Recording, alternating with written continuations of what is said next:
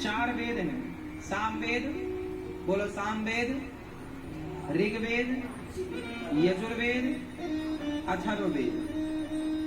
चार वेद जो हैं, चार वेद के बाद चार उपवेद हैं। अब मैं आपको पूरा समझाता हूं। जो भी आप देख रहे हैं ये वेदों का हिस्सा है, समझिएगा। सामवेद का उपवेद है गंधर्व वेद। गंधर्व संगीत शास्त्र, ये जितना भी संगीत है, सारे गामा बाधानी सा, जितने सात स्वर हैं, जितनी रागें हैं, ये सब वेदों से ही प्रकट हुई हैं। संगीत के जनक कौन है? वेद। कौन सा वेद?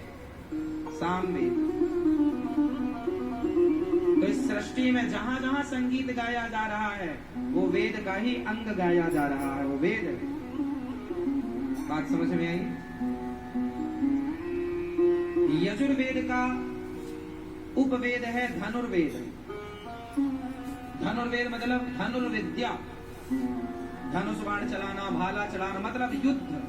युद्ध में जितनी सामग्री यूज होती है, चाहे विमान बनाना हो, मिसाइल बनानी हो, आग्नेयास्त्र, चाहे ब्रह्मास्त्र, ये जितने भी अस्त्रों का आपने उल्लेख सुना होगा, महाभारत में सुना होगा कि आग्नेयास्त्र छोड़ा गया, ब्रह्मास्त्र छोड़ा गया, सुना है क्या भैया? कौन सा ये है? ये है यजुर्वेद से क्या प्रकट हुआ? धनुर्वेद मतलब धनुर्विद्या। जितने भी हम आज स्टडी करते हैं, जितने भी बड़े बड़े वैज्ञानिक आज रिसर्च कर रहे हैं, वो कहां से कर रहे हैं? वो वेदों से ही ज्ञान मिला है। परमाणु बनाने वाले वैज्ञानिक से पूछा गया कि आपको परमाणु बनाने की तकनीक का आइडिया आया कहां से? उस व्यक्ति का यूट्यूब पर इंटरव्यू पड़ा है, आप खोल के देख सकते हैं। उसने बोला कि मैंने भारत में, हिंदू धर्म में महाभारत नाम का एक ग्रंथ है, उस महाभारत में मैंने सुना कि वहां ब्रह्मास्त्र छोड़ा गया। उस ब्रह्मास्त्र से मैंने आइडिया लिया कि उस समय ऐसा खतरनाक अस्त्र था, तो आज क्यों नहीं हो सकता? उसके आधार पर उस वैज्ञानिक ने बनाना स्टार्ट किया और परमाणु बना डाला, जो नागासाकी में फेंका गया सबसे प्रथम।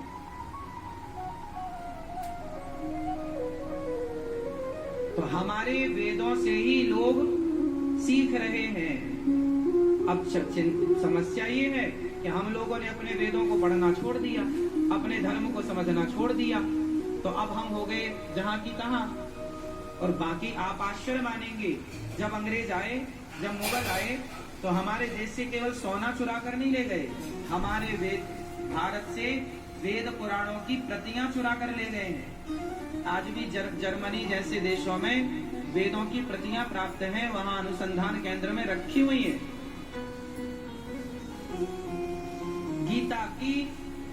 गीता की इस संसार में ऐसी कोई भाषा नहीं है, समझिएगा, आपके लिए बोल रहा हूं। इस संसार में कोई ऐसी भाषा नहीं है जिस गीता का अनुवाद उस भाषा में ना हो। गीता का अनुवाद संसार की हर भाषा में उपलब्ध है। ऋग्वेद का उपवेद है आयुर्वेद। आयुर्वेद कहां से आया? आयुर्वेद, जितना भी चिकित्सा है, शल्य चिकित्सा, ये चिकित्सा वेदों की देन है। ऐसा नहीं है कि चिकित्सा आज होती है, पहले नहीं होती थी। ऑपरेशन आज हो रहा है, पहले नहीं होता था। ये सारी चीजें पहले होती थी, हाँ या ना? अच्छा ये बताओ, शिखंडी कौन था?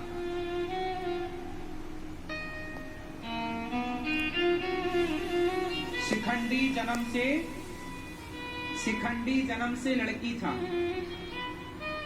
शिखंडी जन्म से लड़की था, उसका विवाह हो गया। अच्छा, उस लड़की तो था, पर उसके पिता उसे लड़कों की तरह रखते थे।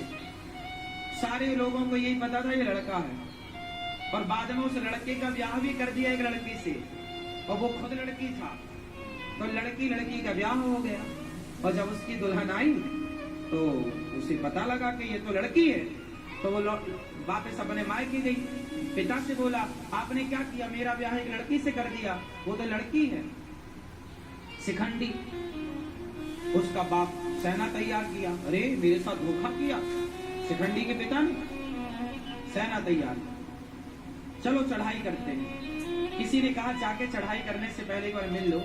अब शिखंडी को जब पता लगा कि सही में मैं तो लड़की हूं, तो बेचारा घर से निकल गया। तो रास्ते में उसे जंगल में एक यक्ष मिले। यक्ष ने कहा कहां जा रहे हो? बोले मैं अब जंगल में रहूंगा, तपस्या करूंगा। बोले क्यों? बोले मेरा ब्याह हुआ पर मैं लड़की हूँ, पर मेरे पिता का सपना था कि मेरा लड़का हो, पर लड़का हुआ नहीं, लड़की ही हुई। तो उन्होंने लड़की को ही लड़कों की तरह रखा, उसी गेटअप पे रखा लड़कों की तरह। और पर लड़की तो लड़की ही रहेगी ना, कितना छिपाओगे?